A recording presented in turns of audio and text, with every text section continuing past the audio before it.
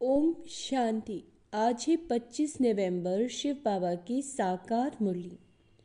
आज मीठे बाबा कहते हैं, शांति का गुण सबसे बड़ा गुण है, इसीलिए शांति से बोलो, अशांति फैलाना बंद करो। प्रश्न: संगम युग पर बाप से बच्चों को कौन सा वर्षा मिलता है? गुणवान बच्चों की निशानी क्या होगी? उत्तर: पहला वर्षा मिलता है ज्ञान का, शांति का, गुणों का।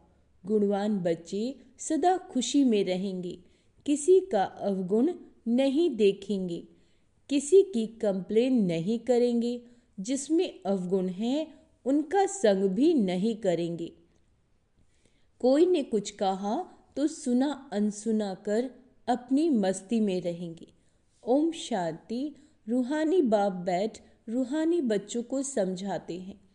एक तो तुमको बाप से ज्ञान का वर्षा मिल रहा है, बाप से भी गुण उठाना है, और फिर इन चित्रों से लक्ष्मी नारायण से भी गुण उठाना है।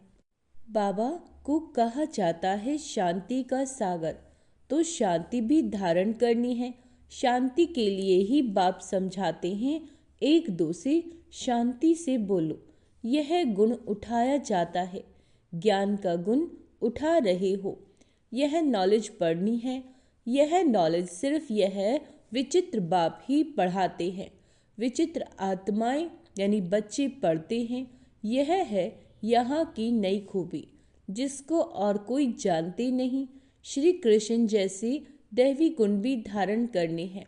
बाप ने समझाया, मैं शांति का सागर हूँ, तो शांति यहाँ स्थापन करनी है। अशांति खत्म होनी है। अपनी चलन को देखना चाहिए, कहाँ तक हम शांति में रहते हैं। बहुत पुरुष लोग होते हैं जो शांति पसंद करते हैं, समझते हैं कि शांत रहना अच्छा है। शांति का गुण भी बहुत भारी है, परंतु शांति कैसे स्थापन होगी? शांति का अर्थ क्या है? बाबा कहते, यह भारतवासी बच्चे नहीं जानते। बाप भारतवासियों के लिए ही कहेंगे। बाप आते भी भारत में ही हैं। अभी तुम समझते हो बरोबर, अंदर में भी शांति ज़रूर होनी चाहिए। ऐसे नहीं कोई अशांत करे तो खुद भी अशांत करना है। नहीं, अशांत होना वह भी अवगुण है। अवगुण को निकालना है। हर एक से गुण ग्रहण करना है। अवगुण तरफ देखना भी नहीं चाहिए। बल आवाज़ सुनते रहते हो तो भी खुद शांत रहना चाहिए, क्योंकि बाप और दादा दोनों शांत रहते हैं, कभी बिगड़ते नहीं, रड़ी नहीं मारते। यह ब्रह्मा भी सीखा है ना, जितना शांत में रहो उतना अच्छा। शांति से ही याद कर सकते हैं, अशांति वाले याद कर न सके। हर एक से गुण ग्रहण करना है। दत्तात्रेय आदि के मिसाल भी यहाँ से लेते हैं। मिसाल, देवताएं जैसे गुणवान तो कोई होते नहीं। एक ही विकार मूल है, उस पर तुम विजय पा रहे हो, पाते रहते हो। कर्म इंद्रियों पर विजय पानी है। अवगुणों को छोड़ देना है। देखना भी नहीं, बोलना भी नहीं। जिसमें गुण है उनके पास ही जाना चाहिए।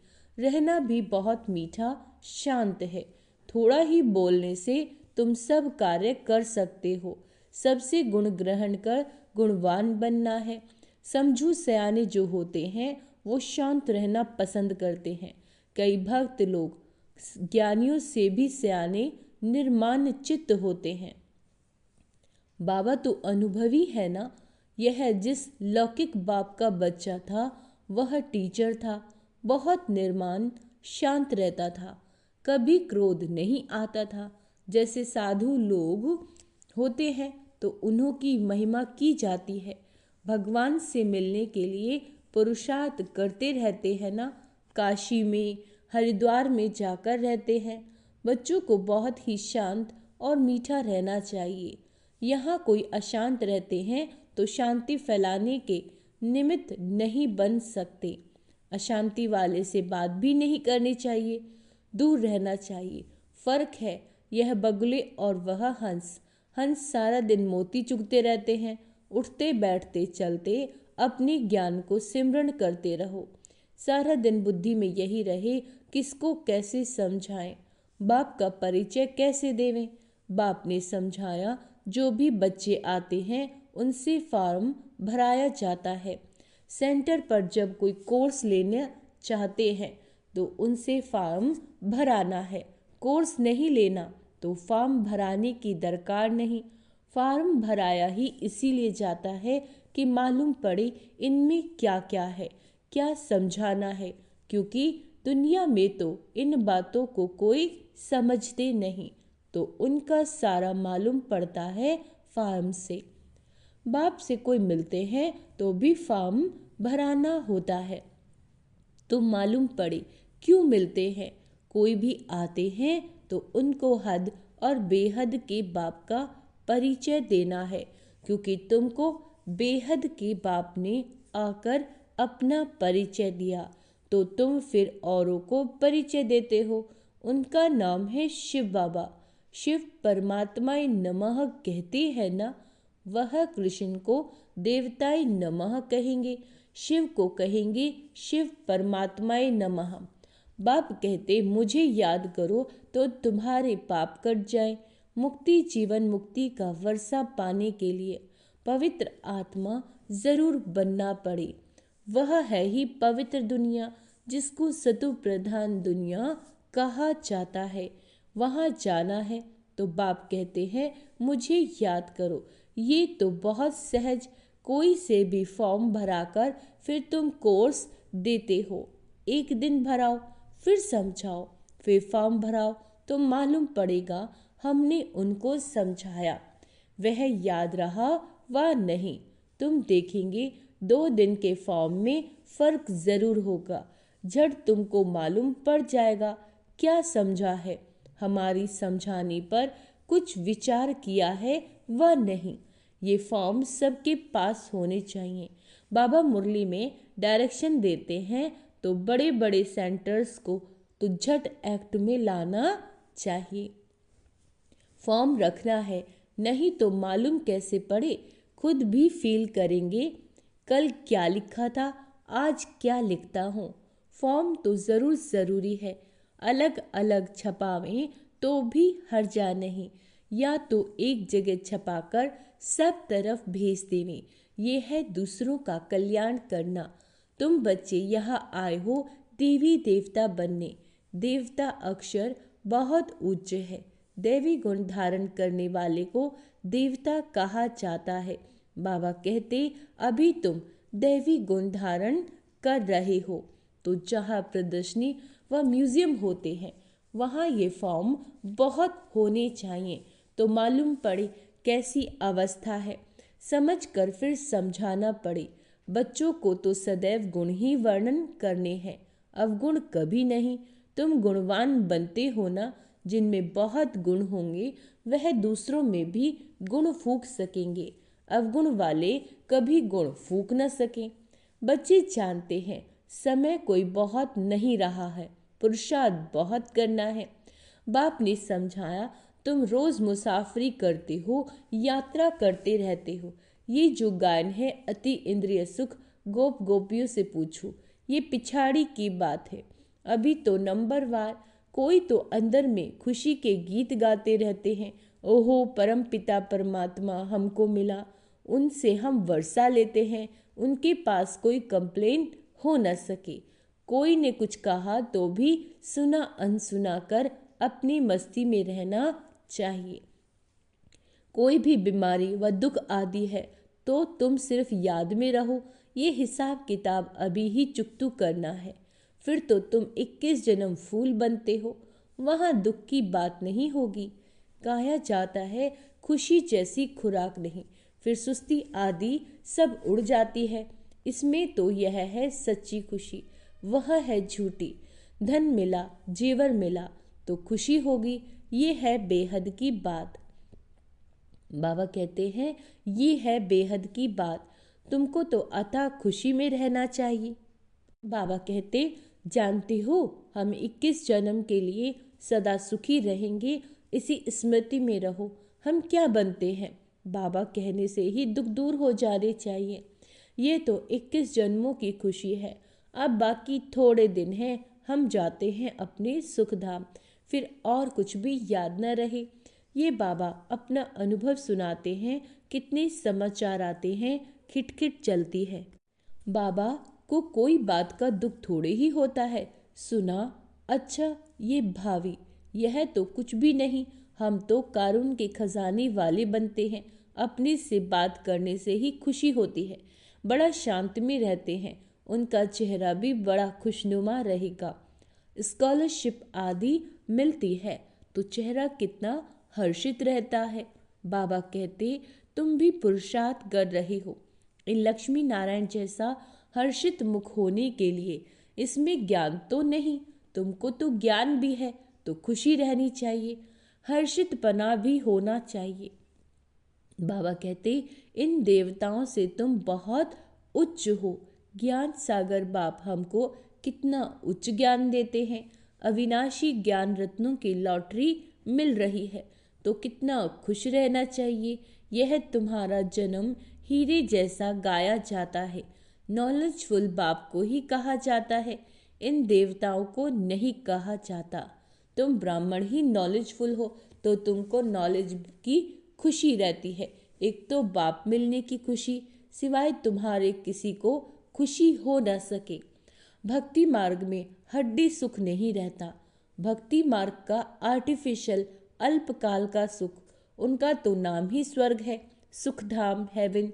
वहाँ अपार सुख, यहाँ अपार दुख। अभी बच्चों को मालूम पड़ता है रावण राज्य में हम कितना छीछी बने, आहिस्ते आहिस्ते नीचे उतरते आए।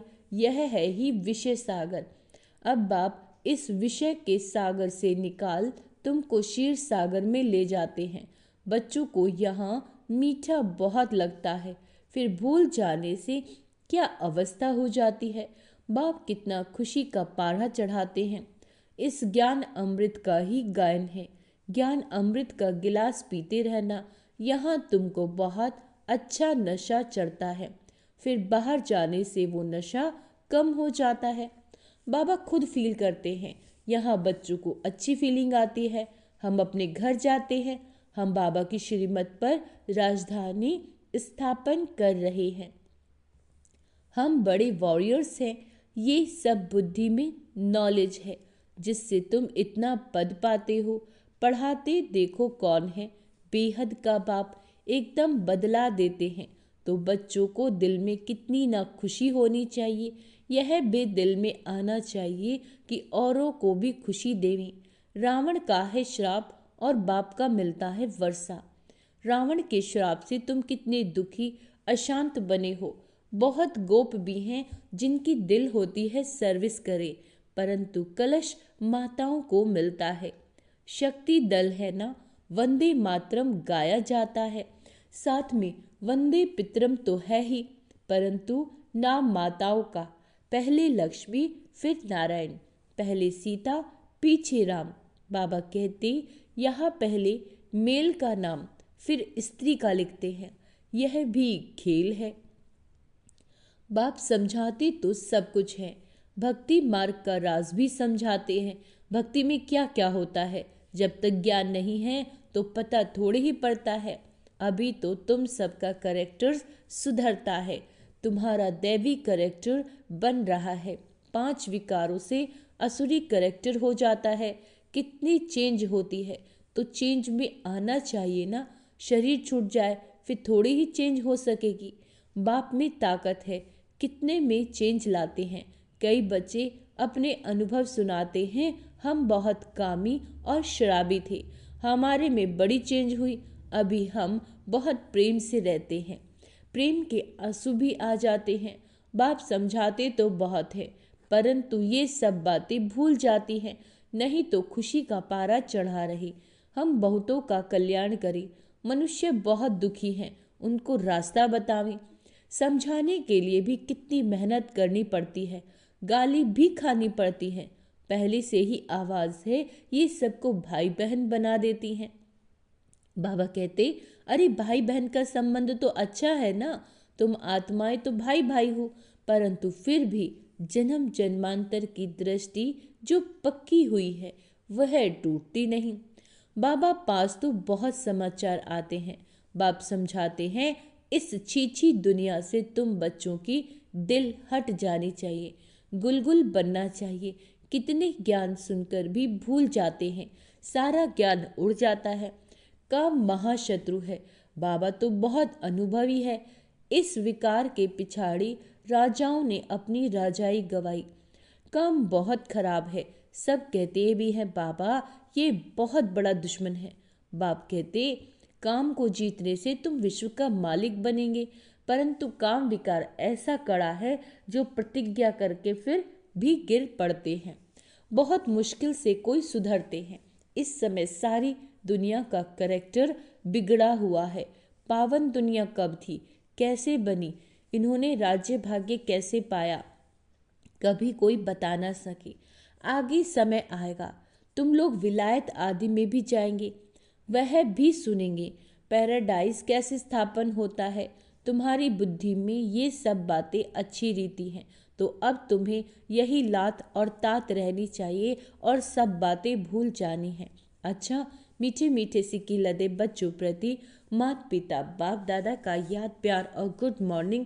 रूहानी बाप की रूहानी बच्चों को नमस्ते।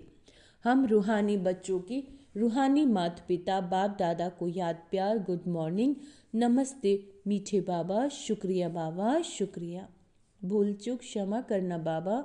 धारणा के लिए मुख्य सार, उठते बैठते चलते ज्ञान का सिमरण कर मोती चुगने वाला हंस बनना है। सबसे गुण ग्रहण करने हैं, एक दूसरे में गुण ही फूकने हैं। अपना चेहरा सदा खुशनुमा रखने के लिए अपने आप से बातें करनी है। अहो, हम तो कारून के खजाने के मालिक बनते हैं। ज्ञान सागर बाप द्वारा हमें ज्ञान रत्नों की लॉटरी मिल रही है। वरदान है, अपनी टाइटल की स्मृति के साथ समर्थ स्थिति बनाने वाले स्वमानधारी भाव। संगम युग पर स्वयं बाप अपने बच्चों को श्रेष्ठ टाइटल देते हैं, तो उसी रूहानी नशीब में रहो। जैसा टाइटल याद आए वैसी समर्थ स्थिति बनती जाए। जैसे आपका टाइटल है स्वदर्शन चक्रधारी, तो यह स्मृति आते ही पर दर्शन समाप्त हो जाए। स्वदर्शन के आगे माया का गला कट जाए। महावीर हूँ, ये टाइटल याद आए तो स्थिति अचल अडोल बन जाए। तो टाइटल की स्मृति के साथ समर्थ स्थिति बनाओ। क्या कहा बाबा ने?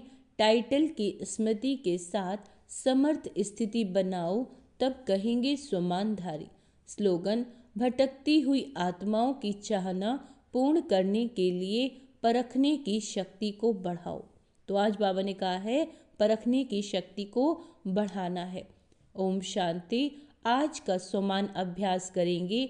मैं महावीर आत्मा हूँ, मैं स्वदर्शन चक्रधारी आत्मा हूँ, मैं श्रेष्ठ स्वमानधारी आत्मा हूँ, मैं समर्थ आत्मा हूँ। और अपनी परखने की शक्ति पर भी ध्यान देना है। अच्छा, ओम शांति।